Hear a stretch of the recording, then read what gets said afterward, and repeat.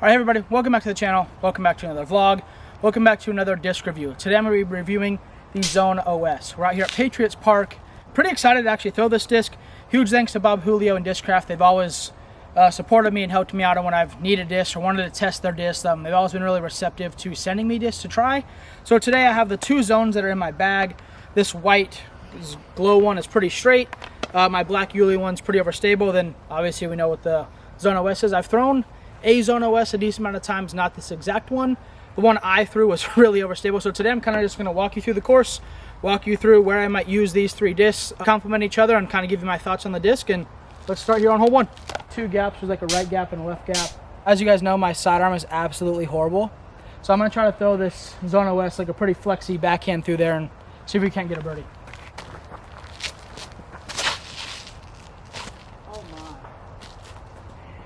Well, I got the birdie part, but I didn't hit the line very good. But I'd say I'm like a pretty touchy player in the sense of like always kind of using like an understable putter or using a glitch or something like that. So I don't have any disc in my bag that's super overstable. And my sidearm, again, like I've seen Brody throw the Zone OS and he's like really ripping on the zone to turn it over. That's obviously not my style. So I don't know how well it's going to fit into my bag. But if you're a player that likes the tilt or the Legacy Recluse or anything like that, this might be a really good addition to your bag. So let's throw these and kind of get through the course and see where I could use it. Obviously, I'm not saying I threw the Zone OS good at all, but like I threw it on the same kind of ante line and it just immediately wanted to go left. And on a 234-foot hole, I can't really throw it hard enough to try to get it to hold over, if that makes sense. Like I can only throw it so hard on this hole. So again, for a sidearm player here, to kind of chop it over and have it come back might be great, but let's play some more holes and see what we can do with it.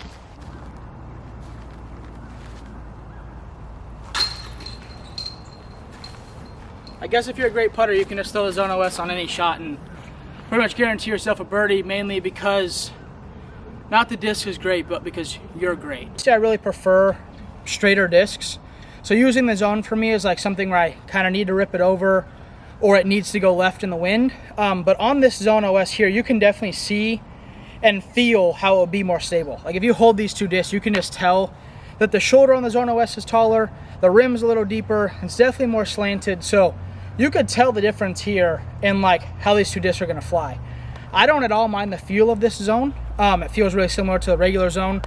If a disc is overstable, I kind of like the feel of like a thinner overstable disc, just because to me, if it feels thinner, it feels like it's going to be more overstable. So I like the disc to kind of feel how it flies. So the Zone OS definitely passes that check for me, to where it definitely feels the way it's going to fly, which is something I definitely look for if I'm adding a disc to my bag or just testing it in general. Because if it's like a super overstable disc, but it feels like it's going to be understable, for some reason just in my head, I'm not a big fan. So definitely the feel is definitely something I like. And I think if I was like a sidearm upshot predominant player, I'd probably really enjoy this disc. Overall, feel, I would just expect if you're going to get a Zone OS, just a little bit deeper zone. And make sure to go to infinitedisc.com to get yours. On hole two, the hole actually goes pretty straight and then really hard left, 240 feet. So as I mentioned on the last hole, wasn't that ideal for this disc. I think this hole would actually be very ideal for this disc. Throw it out there a little turned over, flat, let it get out there, 200 feet and then just dump left. And I assume with how overstable it is and the way the disc is shaped, it's going to skip pretty good. So hopefully we can throw a good one here, show you guys the flex and the comeback. Maybe we grab another birdie here.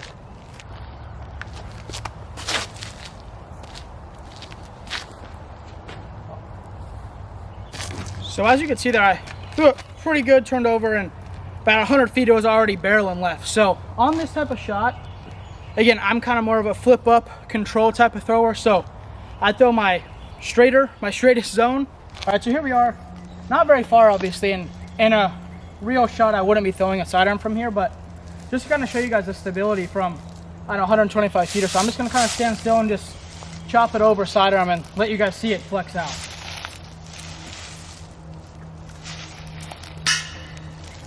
Pretty good. But like I said, if I was a sidearm approach predominant player, I'd really enjoy this disc. Even like right there, I wasn't going to go too far past.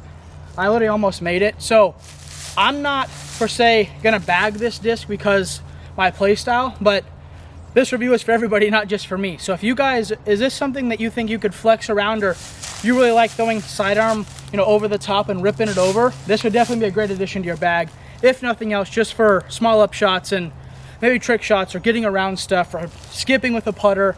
Most putter upshot discs, I feel like, typically don't skip. So I feel like that's another good thing that you could use a zone OS for, is whether it's backhand or sidearm, is throwing it and relying on that skip, where normally you wouldn't probably get a very big skip out of even a typical zone.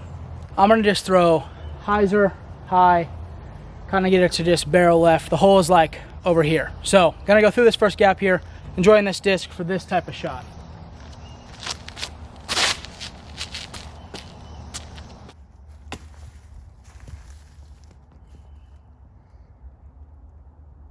So right there, literally exactly what I was saying, catch cam probably caught it perfect, is once that thing hits the ground, it just wants to dart. So our typical zone shot, like I said, especially my glow straighter one, is definitely when it hits the ground, it's gonna kind of just doop, doop, doop and stop. So definitely a huge benefit to the zone OS on a hole like this, is you wanna just throw it high hard and know that when it hits the ground, it's gonna shoot the way you want it to go. Typically be a pretty hard hole, even though it's probably only 250 feet, but just the shape to hit the fairway straight and then have it almost feel like it's coming backwards into the green. Again, definitely a good tool for that type of shot.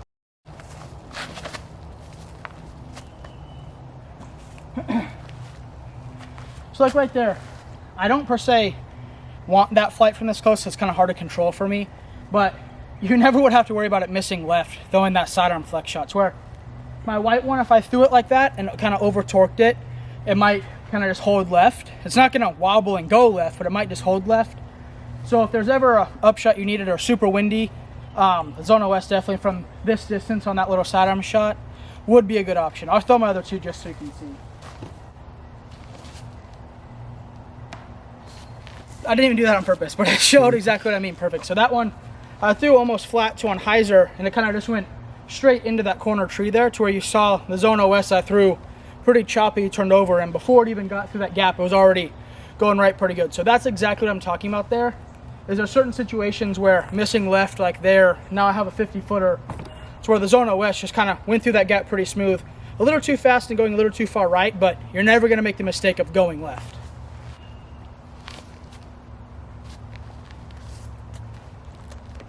That's my zone that I would say is right between those two. So it's way more overstable than the white one, but definitely not as stable as the Zone OS. So right there, there's a good explanation of the three different zones and when or how you could use them to best benefit your game. Here's another little demonstration of these three discs. And again, I'm just showing you guys situations where people might use sidearm and how these three stabilities will fit into your bag or not.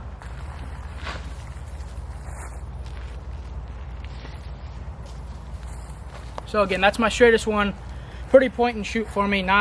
Don't need to do much angle control. It just kind of let it go, little nose up, and it's kind of just going to float right at the target.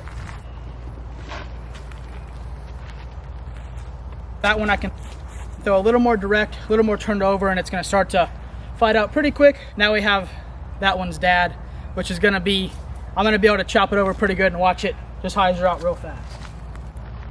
Not trying to skip it, I'm just trying to chop it up there to kind of show you guys the flight.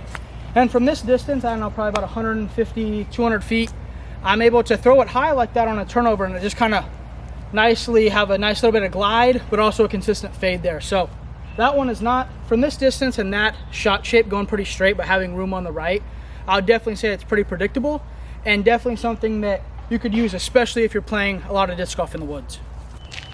I do think that the people that say the harder you throw it, the more stable it gets is definitely true, because on that last shot you just saw there, kind of just a soft, floaty sidearm, and it was stable but not almost uncontrollable. So there I threw it turned over backhand pretty hard to get it to go 250 feet, and before it got halfway there, it was already barreling left pretty good. So if your friends or you or whatever thinks the harder you throw it, the more stable it is, you're definitely correct. And I'll demonstrate with my other zones to kind of explain to you or show you the difference in throwing it the same power and the disc not seeming as overstable. Literally hit the gap, perfect, low, kind of just dribbling down there to the basket, but that disc never wanted to snap back left. And on that previous sidearm, I didn't want to snap right either. So I think just the harder you throw it and the more spin it gets, the more stable it gets, which isn't a problem, but it's definitely something to keep in mind when you're testing and trying this disc.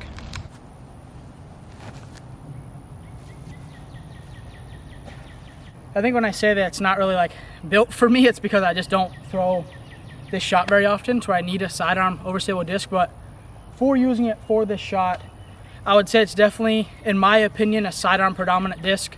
When I try to throw it backhand, I feel like it's just pretty uncontrollable and pretty dumpy, which I guess would be the point of the Zone OS, because the zone's already stable. But just for me, it doesn't really fit into my game style backhand. But definitely if I was a shorter sidearm approach player or just a sidearm player overall, I definitely would enjoy the Zone OS. Thank you guys for watching. Thank you guys for being part of the channel. Champions Cup starts tomorrow, or when you're watching this today. So good luck to everybody. Thank you guys for watching. We'll see you in the next one.